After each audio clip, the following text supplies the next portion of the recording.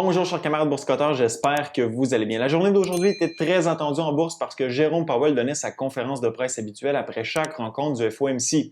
La Fed a annoncé ce à quoi s'attendaient les marchés. Le Fed Fund Rate est maintenu au plancher dans la fourchette de 0 à 1/4% et la Fed continue l'expansion de son bilan financier à hauteur de 30 milliards de dollars par mois d'obligations et de titres adossés à des créances hypothécaires jusqu'au début du mois de mars. Alors, malgré une inflation à 7% et un marché de l'emploi américain qui bouillonne, la Fed continue l'impression monétaire pour encore quelques semaines. On continue à acheter de l'huile sur le feu dans un certain sens. Ces annonces, on s'en attendait. Dans mes précédentes vidéos, je vous ai dit qu'on était dans le brouillard, que personne ne savait de quelle façon la Fed allait s'y prendre pour resserrer sa politique monétaire et que cela causait de l'anxiété sur les marchés.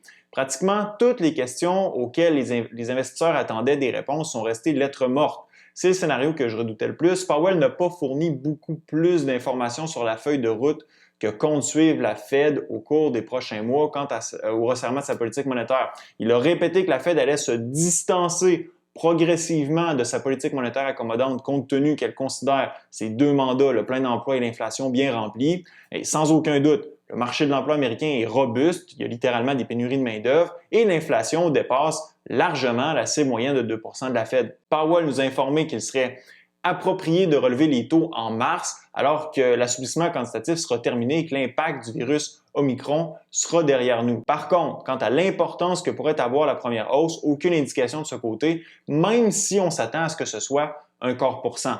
La Fed a aussi réitéré que l'ajustement des taux d'intérêt était l'outil principal pour mener à bien ses objectifs de politique monétaire et que l'ajustement du bilan était un outil de seconde importance dont l'influence sur la politique monétaire était moins bien compris, moins bien connue. Essentiellement, Powell nous dit que les hausses de taux vont venir avant la réduction du bilan financier de la Fed. La Fed a aussi indiqué qu'étant donné la robustesse du marché de l'emploi, celui-ci pourrait supporter plusieurs hausses de taux d'intérêt. Donc, ça nous indique qu'il va en avoir une, deux, trois, peut-être quatre.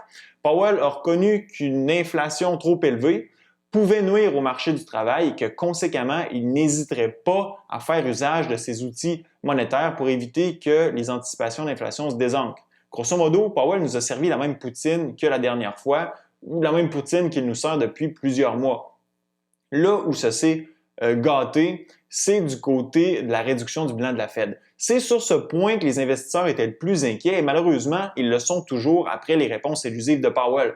Ce qu'il faut retenir, c'est que la Fed n'a pas encore fixé les détails entourant la réduction de son bilan financier. Le timing, le rythme et la composition de la réduction du bilan n'ont pas été déterminés, mais le FOMC compte se pencher sur le sujet au cours des prochaines rencontres. Les détails devraient nous être partagés lors de la prochaine rencontre du FOMC les 16 et 15 mars prochains. Il devrait y avoir au minimum 2 rencontres avant que la réduction du bilan soit annoncée. Powell nous a aussi dit que la réduction du bilan sera ajustée en fonction de l'impact qu'aura sa mise en œuvre sur l'économie et sur les marchés. Ils ont nécessairement appris de l'expérience de 2018. En fait, toute l'information partagée relativement à la réduction du bilan a été perçue de façon plutôt négative par le marché. Sans réponse claire, le brouillard dans lequel on se trouvait persiste. Powell, au lieu de nous éclairer avec sa lanterne pour nous sortir du brouillard, nous lance des indications plus ou moins claires à distance. Évidemment, ce n'est rien pour diminuer l'anxiété des marchés. Autrement dit, l'incertitude persiste et les marchés l'ont démontré au cours de la séance d'aujourd'hui. L'effet Powell s'est fait sentir, mais à la baisse ce coup-ci.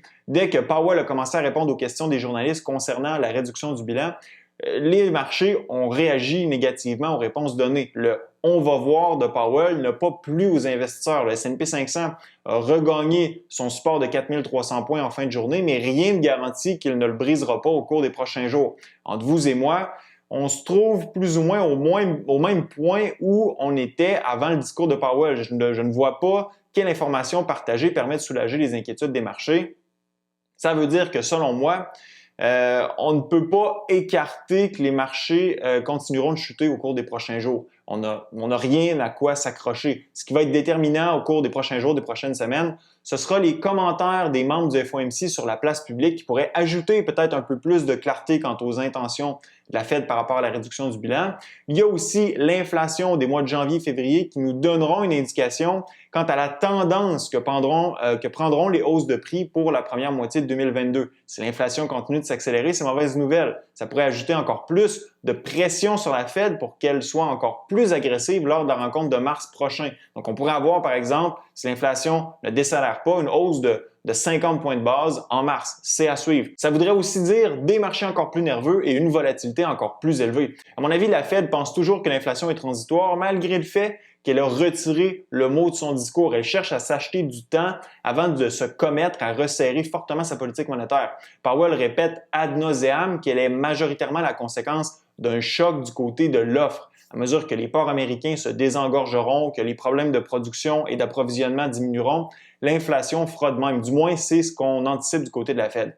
Puis, avec les prévisions de croissance mondiale qui ralentissent, vaut mieux, selon moi, être plus prudent que de grimper les taux plafonds, de réduire le bilan rapidement et de finir avec des marchés boursiers qui s'effondrent et une économie qui tombe en récession. Pour ce qui est des marchés, attachez votre sucre parce qu'on n'a pas fini avec la volatilité. Ça devrait se poursuivre.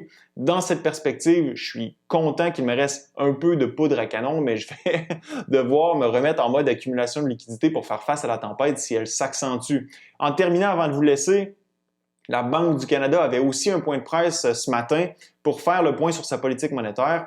Contre toute attente, la BOC a décidé de ne pas relever les taux d'intérêt tout de suite. Les marchés estimaient à 70 % les chances qu'une hausse de taux soit décrétée. Cependant, elle a signalé que ce sera le cas lors de la prochaine réunion en mars. La banque est consciente que les taux doivent être relevés pour maîtriser l'inflation, sans quoi les attentes des Canadiens vont se désancrer de sa cible de 2 %. Sans compter que les Canadiens s'inquiètent de plus en plus par rapport au coût de la vie qui continue de monter rapidement. Ce qui est ironique, c'est que d'un côté, la BOC a l'intention de combattre l'inflation et de l'autre, le gouvernement canadien continue d'aller de l'avant avec ses politiques fiscales inflationnistes. La banque continue aussi à maintenir le niveau d'actifs de son bilan en remplaçant les obligations venant à échéance, ce qui permet d'absorber une quantité d'obligations substantielle sur le marché et de maintenir les taux d'intérêt à la baisse, ce qui participe ou ce qui s'ajoute, devrais-je dire, aux pressions inflationnistes. Maintenant, reste à voir si les prévisions de la Banque du Canada concernant l'inflation seront justes. Elle prévoit aussi un ralentissement en deuxième moitié d'année. Il faut dire qu'elle a revu ses prévisions plusieurs fois au cours des derniers mois. Enfin, attendez-vous à ce que le marché immobilier ralentisse au Canada dans les prochains mois et que votre taux hypothécaire variable grimpe un peu. En terminant, laissez-moi savoir dans la zone de commentaires si vous pensez que les marchés vont continuer à chuter au cours des prochaines semaines. Ce fut un plaisir d'être avec vous. À la prochaine.